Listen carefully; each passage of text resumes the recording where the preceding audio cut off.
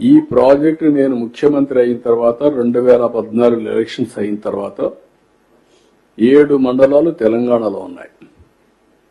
ఆ రోజు నేను ఒకే మాట చెప్పాను ప్రధానమంత్రి గారికి, రాజ్నాథ్ సింగ్, వెంకయ్యనాయుడు గారు ఉంటే ఒకటే చెప్పాను.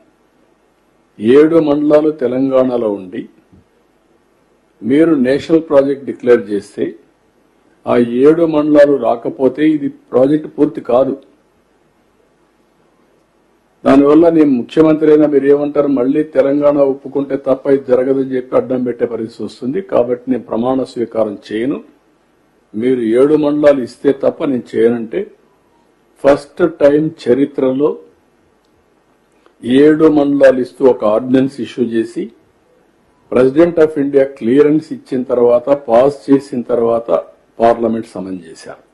ఇంతవరకు ఎప్పుడు జరగలేదు. ఎవరైనా ప్రధానమంత్రి ప్రమాణ స్వీకారం చేస్తానే, మంత్రుల ప్రమాణ స్వీకారం చేస్తానే, పార్లమెంట్ పెట్టి ప్రమాణ స్వీకారం చేసి తర్వాత రెగ్యులర్ బిజినెస్ స్టార్ట్ చేస్తారు.